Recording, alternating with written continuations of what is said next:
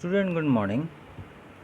अब हम लोग इन द किंगडम ऑफ फूल्स के सेकंड पार्ट को समझेंगे। यहाँ तक हम लोग समझ चुके थे कि कैसे राजा जो मूर्ख नगरी के राजा थे, मूर्ख राजा एक की गलती से कईयों को सज़ा देने के लिए बार बार अपने दरबार में बुलाते थे। अब सुनार की बारी है, आगे सुनते हैं।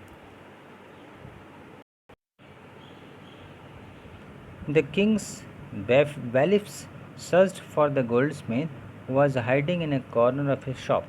When he heard the accusation against him, he had his own story to tell. My lord, he said, I am a poor goldsmith. It is true I made the dancer come and many times to my door. I gave her excuses because I couldn't finish making her jewelry before I finished the rich merchant's order. They had a wedding coming and they wouldn't wait. You know how impatient rich men are. Who is this rich merchant who kept you from finishing this poor woman's jewelry, made her walk up and down, which distracted this bricklayer, which made a mess of his wall, which has now fallen on an innocent man and killed him? Can you name him? राजा के कानून अधिकारी ने सुनार को खोज कर लाया और अपनी दुकान के एक कोने में जो छिपा बैठा था वहाँ से उसे आवाज़ लगा कर लाया गया। जबकि वह सुनार अपनी कथा सुनाने के लिए, अपनी बचाव करने के लिए उसने राजा से कहा, महाराज, मैं तो गरीब सुनार हूँ। ये सत्य है कि मैंने इस डांसर को अपने दरवाजे पर कई बार आने जाने के लिए विवश कर दिया। मैंने उसे कई बार टालने की कोशिश की। उसका एक ही कारण था कि एक धनी व्यापारी का ऑर्डर मैंने लिया था। उसकी यहाँ शादी थी और वह काफ़ी बेसब्री से रोज़ मेरे पास संदेश भेजा करता था। महाराज, आप तो जानते ही अमीर लोग कितने धैर्यवान होते हैं। वह अमीर व्यक्ति कौन है? राजा ने पूछा। जिसने तुम्हें बेचारी औरत की आभूषण बनाने से रोक रखा। गली में आने जाने के लिए वह बाध्य हो गई। राजमिस्त्री का ध्यान भटका, दीवार कमज़ोर हो गई, बेकसूर चोर मारा गया। इतना कहने के बाद आगे राजा ने कहा, but the king consulted his minister. The goldsmith named the merchant, and he was none other than the original owner of the house whose wall had fallen. Now justice had come full circle, thought the kings. Back to the merchant. When he was rudely summoned back to the court, he arrived crying, it was not me but my father who ordered the jewelry. He has dead. I am innocent. अब सुनार की बारी आती है। सुनार ने व्यापारी का नाम बताया जो घर के असली मालिक थे, जिसका घर का दीवार टूटने पर चोर मारा गया था। वह मालिक कोई और नहीं, असल में वही घर है, वही घर के मालिक हैं जिस घर की दीवार गिर गई थी। अब न्याय अपने अंतिम चक्र पर पहुंच चुका था। राजा ने सोचा, अपराधी तो वही व्यापारी निकला जिसका घर था। जब उसे निर्दयतापूर्वक राज दरबार में वापस बुलाया गया तब वह चिल्लाता रोता हुआ कहने लगा कि मैं तो बहुत गरीब हूँ, जिससे आभूषणों का ऑर्डर दिया गया था। वह व्यक्ति, आभूषण का ऑर्डर देने वाले तो मेरे बूढ़े पिताजी थे जिनका स्वर्गवास हो चुका है। मैं तो निरपराध हूँ। But the king consulted his minister and ruled decisively. It is true your father is the true murderer.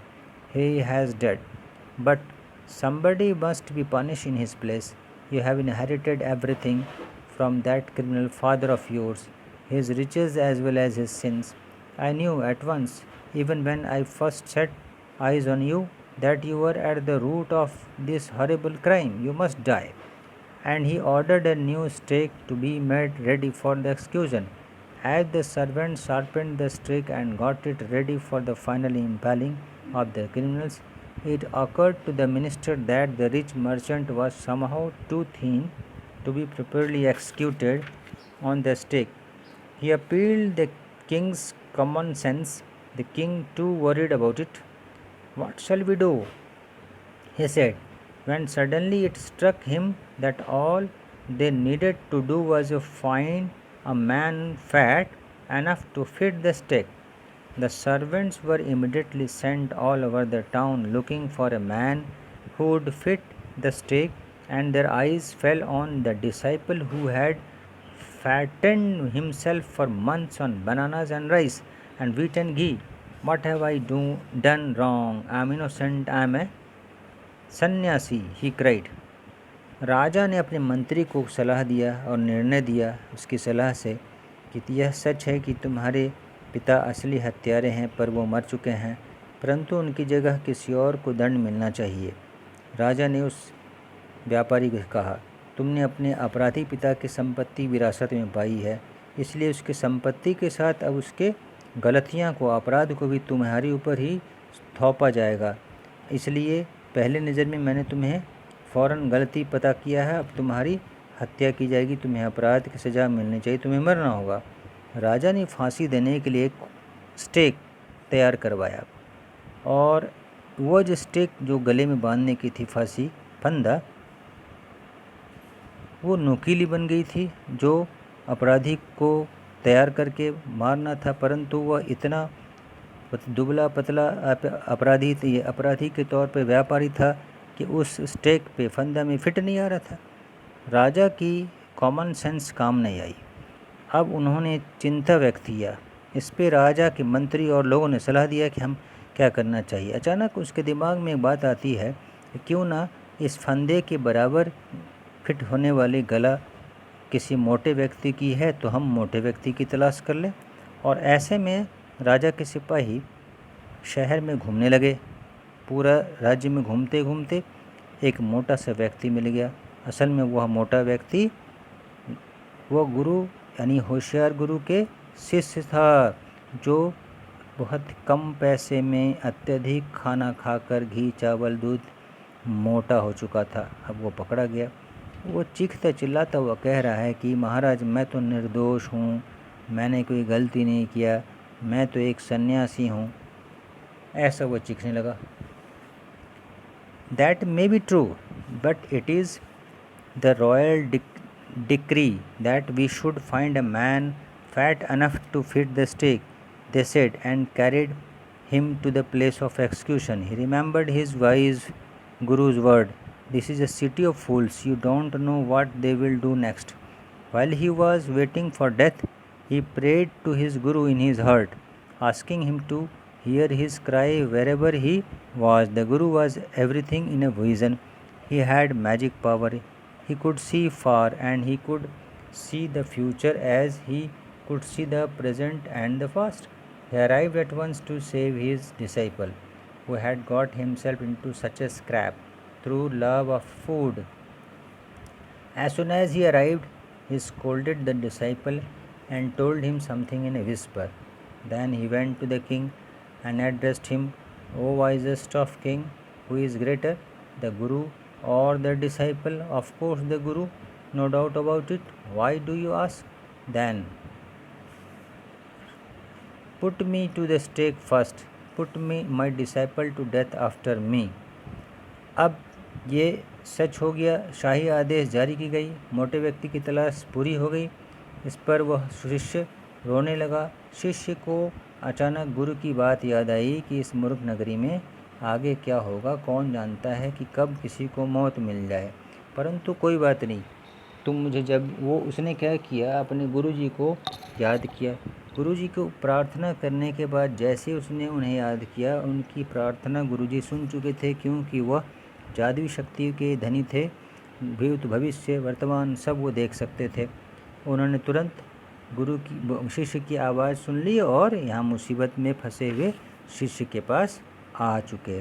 जैसे वो आए, शिष्य को डांटा, फटकारा और उनके कान में कुछ फुसफुसाया। फिर तो वो राजा के पास गए और बोले, बुद्धिमान राजाओं में श्रेष्ठ दोनों में कौन बड़ा होता है, गुरु या चेला? राजा ने कहा, निश्चय ही गुरु, इसमें कोई संदेह नहीं। तुम क्यों पूछते हो?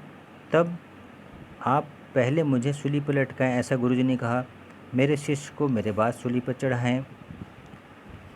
When the disciple heard this, he understood and began to clamor, Me first, you brought me here first, put me death to death first, not him."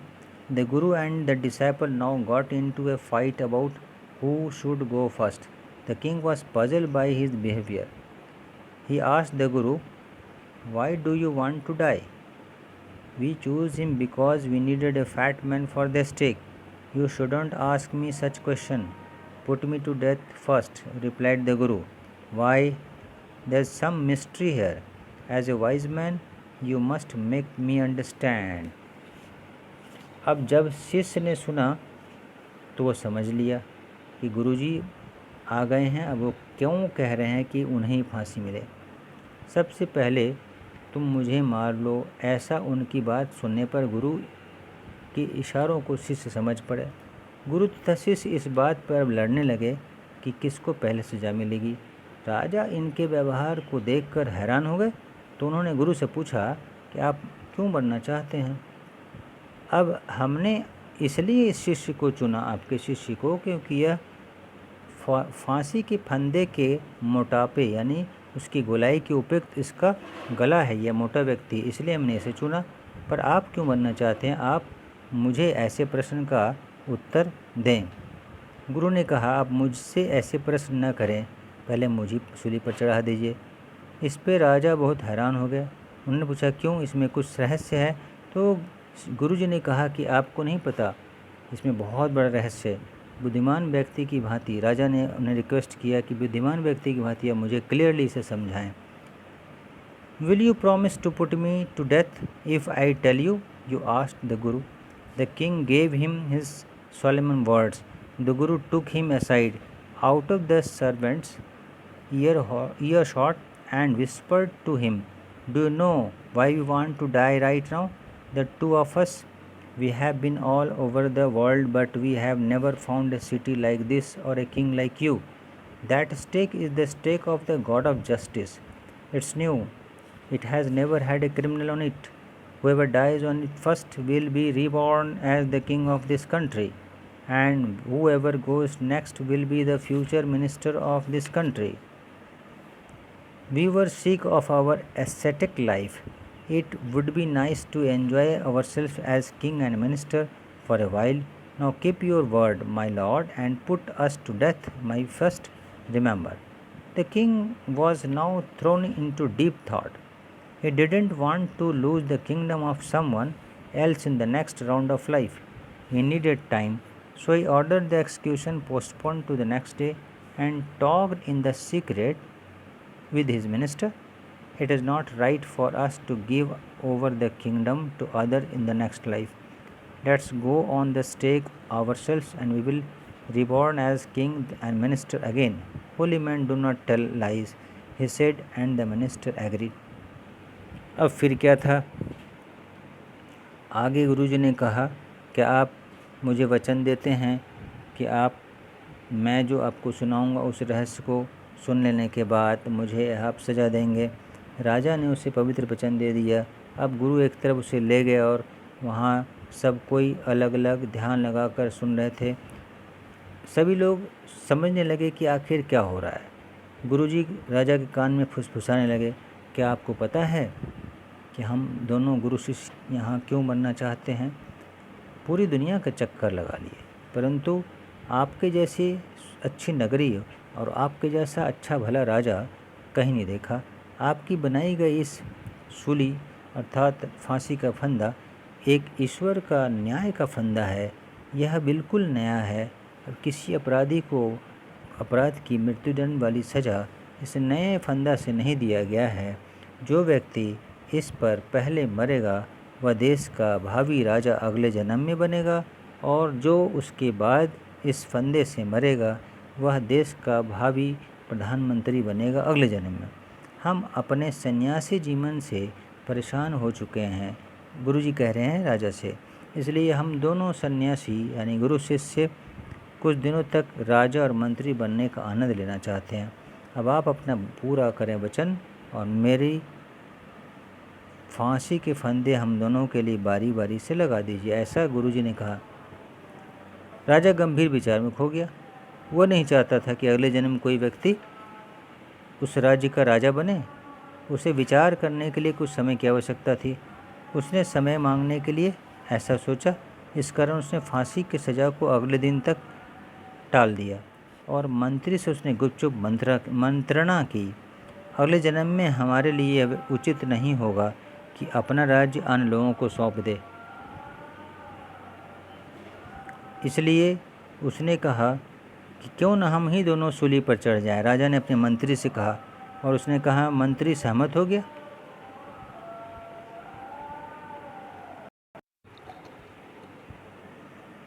When the bodies were taken down to be thrown to crows and vulture, so he told the executors, "We'll send the criminals tonight. When the first man comes to you, put him to death first. Then do the same to the second man. Those are my orders. Don't make any mistake."